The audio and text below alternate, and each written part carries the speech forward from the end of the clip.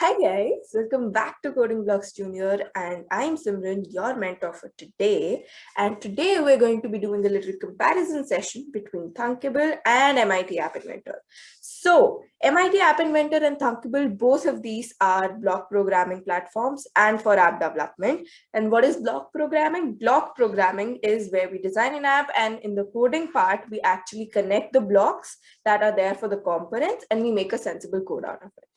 Yes, so, and we will give points to both of these for different things. And then in the last, we'll compare which wins in which way. And then we will try to make a small project in Thunkable. So I'll just share my screen and let's get into it.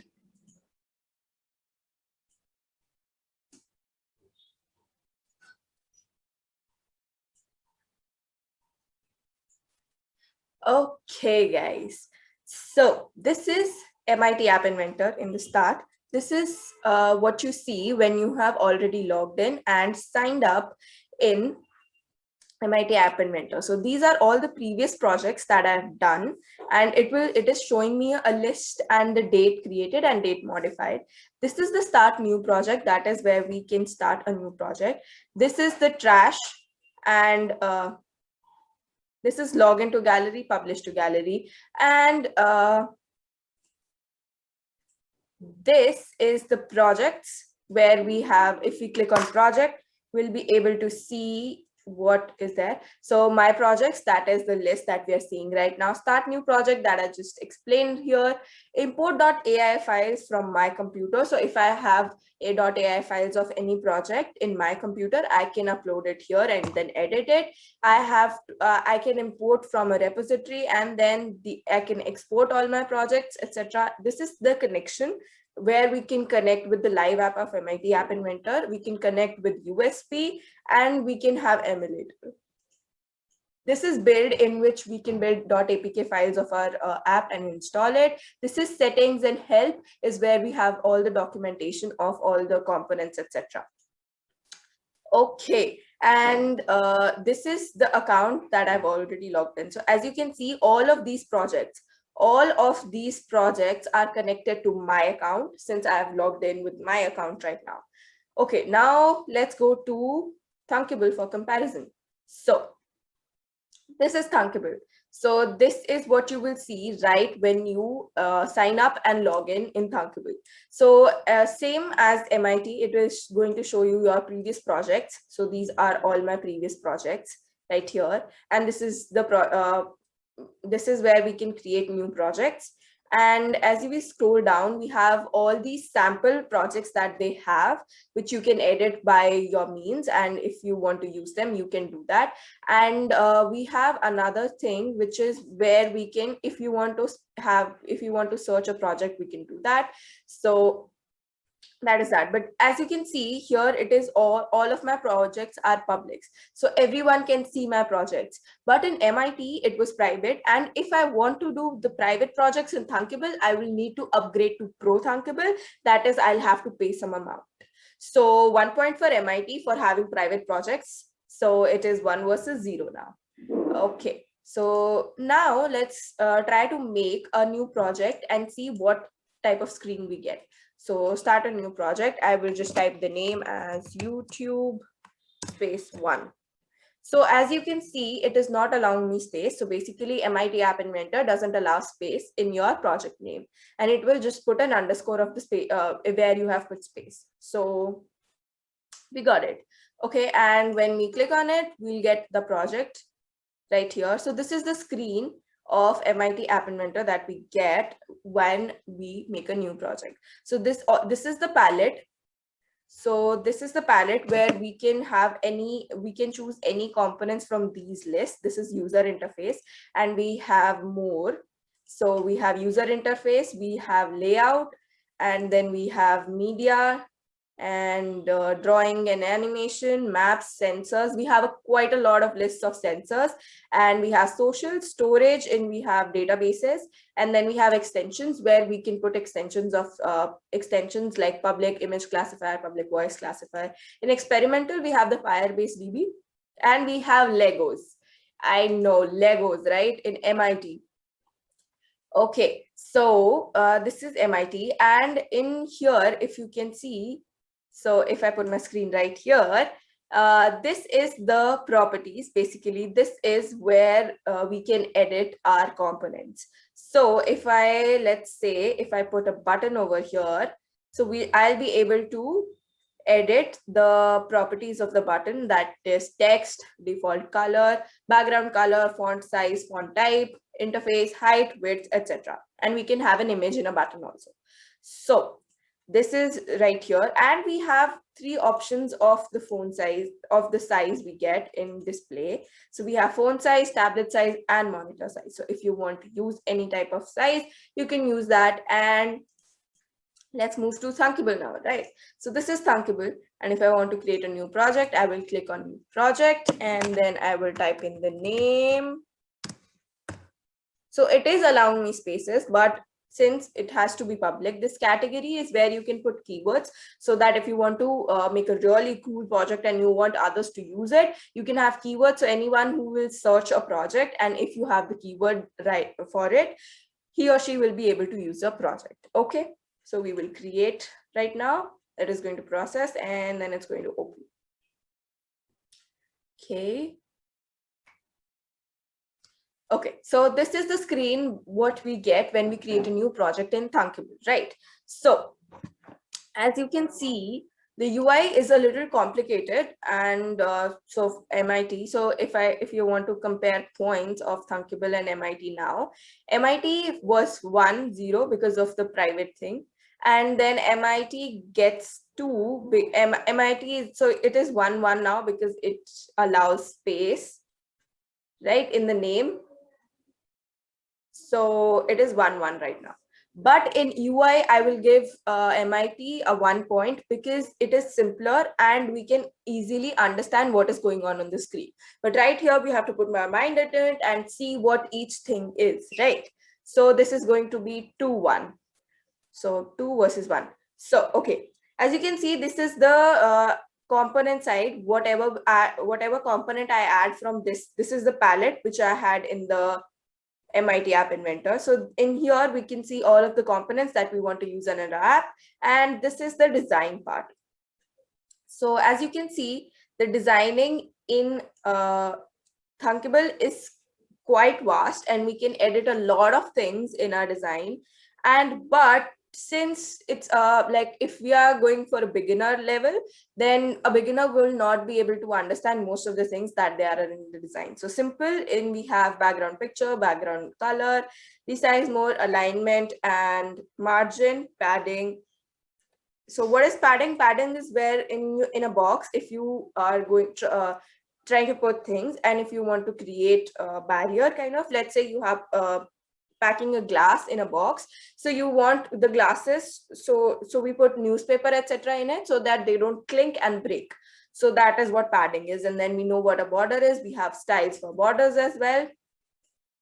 So in advanced, we have sizing, spacing, positioning, styling, etc, right? So there's a lot of options. So Thunkable gets 1 point for the design part, with vast designing parts, right? So the points now are 2-2. So MIT versus Thunkable, 2-2. So, okay, let's get into the components now. Let's see what do we have over here in sensors. Let's just pick sensors. So accelerometer, barcode, barometer, clock, gyroscope, hygrometer, light sensor, location sensor, magnet. We have quite a lot of sensors, right? We have thermometer over here also. Let's go to Thunkable and search for the sensors. And as you can see, a lot of things that were specifically in sensors, you'll be able to see outside of sensors in Thunkable. So if you want to see barcode scanner, you'll be able to see barcode scanner will be put in the image part. So this is the image part, and you'll be able to see the barcode scanner over here. But if we go to sensor, this is the data, that is the storage part that we had. So location sensor is also in here. But in sensors, we have accelerometer, gyroscope, magnometer, and Bluetooth energy. We don't have pedometer, that is we can not count steps and we cannot use that. We don't have thermometer over here. So MIT gets 1 more point because of its vast variety of sensors that it provides. So we are now at 3-2. MIT is winning. Yes. Yes. Okay, so let's move on. Okay, so MIT is winning, but I really hope Thunkable catches up to it. So now we will try to add a button in our, so here is the button. So same as MIT, you have to click, drag and drop on the screen, and you will have the component on your screen. So in the button, we have text color, font size, background color, same, and borders, as we had that in MIT also. So this is, but just as I said, there is a vast variety of design editing we can do in Thunkable. Okay, now let's go to the blocks part. So in MIT, the blocks part are actually on the right side. So of the screen, if you want to see, I will just point towards it. So this is the design and block paths. So this is the block paths in right side of the screen. But if we go to Thunkable, so if you go to Thunkable, we can see it is on the left sides of the screen and it is quite prominent. So we are able to see it. So let's go to the blocks part of MIT and first see what we have there. So as you can see right here, we have all the built-in blocks that we can use, like control, logic, text, etc. And then we have we can add the button, we can add the blocks of the components that we have in our app, that is screen and button. So if we have button, we have these event handlers, then we have their properties changing, and then we have screen and it is event handlers and then functions. Okay, so now let's go to Thunkable and see what it provides in the blocks. So it is quite similar to MIT, right? So we can see control, logic, math, text, etc. And then it had MIT has procedures, but in Thunkable we have functions. If I click on button, I'll be able to see same event handlers and similar. And if I click on screen, I am going to be seeing the event handlers and the functions, etc. Okay, so nobody gets the point because everything is right now, to me, it seems same and mostly similar. Okay, so now let's try to make a project in Thunkable and maybe we'll be able to see something that we didn't see before, right? So the project that I'm thinking we're going to be doing is a little small project. So basically we will have a speech recognition and a text input and accelerometer. So what I'm going to, so I'll just give you an overview of the project that we're going to be doing. So we'll have a button in which when we press the button, we can speak, and the text input will get the input of whatever we speak, and accelerometer that I'll shake the phone and basically whatever there was in the text input will disappear. Okay, will disappear. Okay, so let's start. Are you guys excited for the project or not? I am quite. I want to see if Thunkable can catch up to MIT because right now the points are 3-2. So let's see. Okay, I have already added the button. I want text input now. So if I want to add text input, it will, yes. So first, let me edit the screen a little bit. We want to make a project colorful, don't we? We like colors. Holi bhi to aa rahi hai, guys. So yes. Okay, so I will just edit the background color. I will have red, light pink, like, and then if I want to, this is the keyboard type, and type here. I think type here is perfectly fine. We can edit the width, etc. That we just talked about, that Thunkable has quite a lot of variety of editing things. But let's go to button, and I want the button to be a little lower from the text input. So I will just click on margin and I will type 30 over here, and this seems fine to me. And in the button, I want to edit its text. Of course, I don't want it to say button. I want to say speak. to type. Yes, because when we press on the button, we'll be able to speak and we won't have to type in the text input. Yes, so we can have the text color is white right now. So let's keep it to yellow. और रंग भर देते हैं, right? Okay, in fact, bright yellow. Okay, there is no difference. So let's just go to something like red. Yes, and we can keep the buttons color to something like this. And this seems perfectly fine. So now what did we wanted to add? We added to add speech recognition. So here is speech recognizer. Click drag and drop. Let's check if it's here. And it is here. So then we can edit the language from here. So it is English US. And we just keep it to English US. We don't have the English India option. So that's okay. And we will have accelerometer. And here it is, accelerometer. We will click, drag and drop and check. Yes, we got it. Okay, now we'll move on to the blocks part. As I said, it is a block programming platform, right? So what I want, the first thing that I wanted is when I click on the button, yes, and I want the speech recognition to listen, right? So, whoa, what just happened? Did you guys see? Did you guys see it? It is showing me only this part, and when I click on it and drag, there is such a huge block. Okay, so that is kind of poof, like a shock to me. But as you can see, okay, what are these now? What is error in value? Oh, the error in the speech recognition and the result of the speech recognizer. Okay, this is a little confusing. If I wanted to add something in MIT App Inventor, let's say I added, let's go to the design part and let's add speech recognition over here. So this is the speech recognizer. Let's go to block. So speech recognizer, we want to, it is, so speech recognition, listen is basically speech recognition, get text.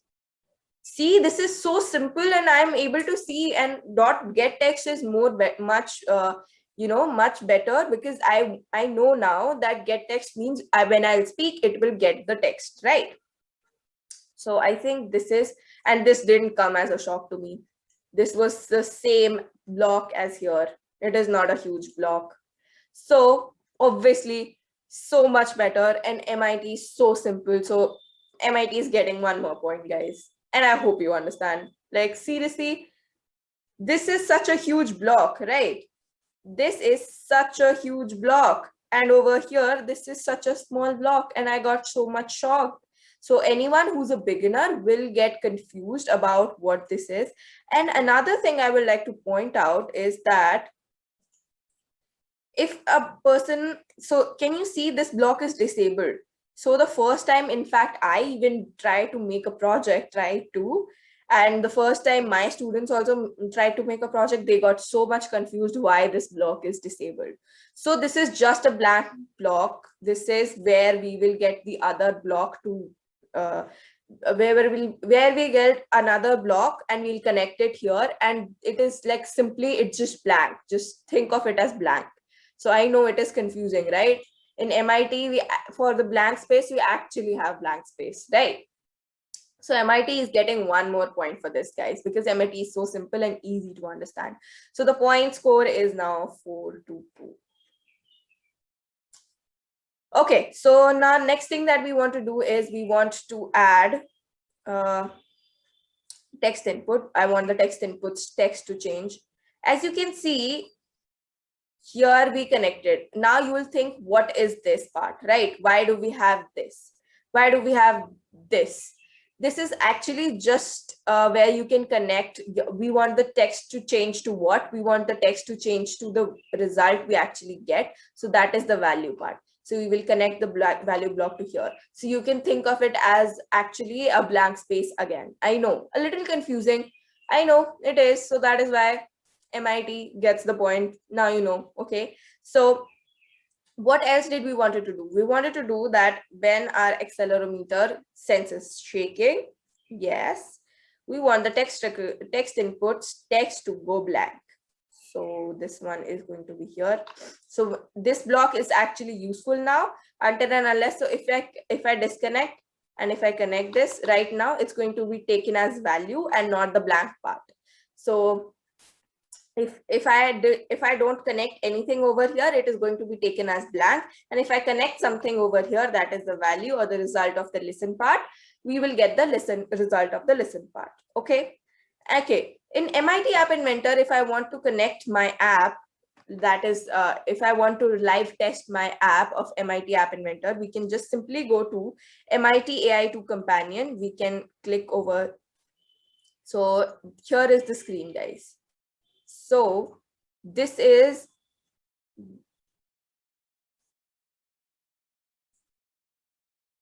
the screen of MIT AI2 Companion.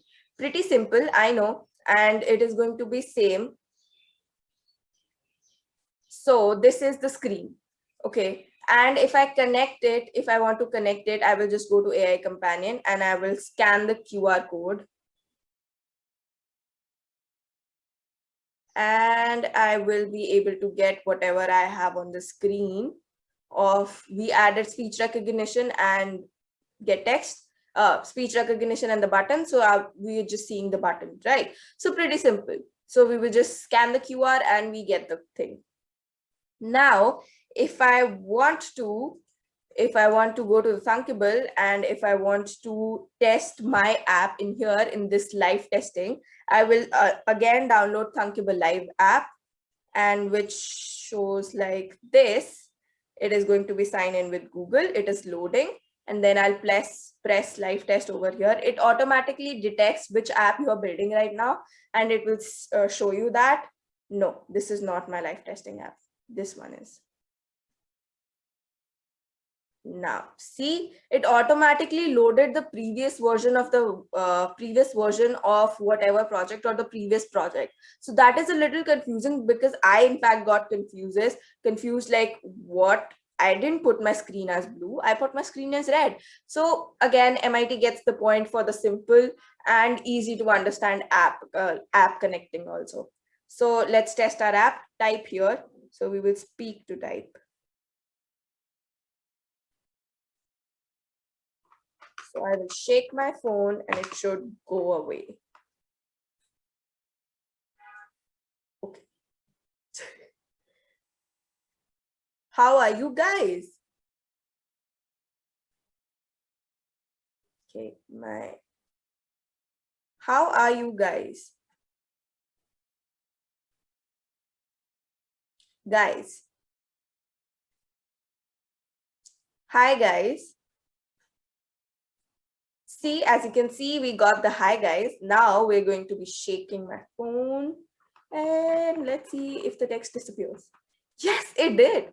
So I think it was a really cool project. Did you think it was a really cool project? Let us know in the comment section below. And we will be seeing more of this. And as you know, MIT did win, guys, because the score is 5-2. Sorry, Thunkable, but you lost. That's okay. But you actually helped us made a really cool project. So that's okay. So now, since this is the end. So I will end my video right here and I will see you in the next video.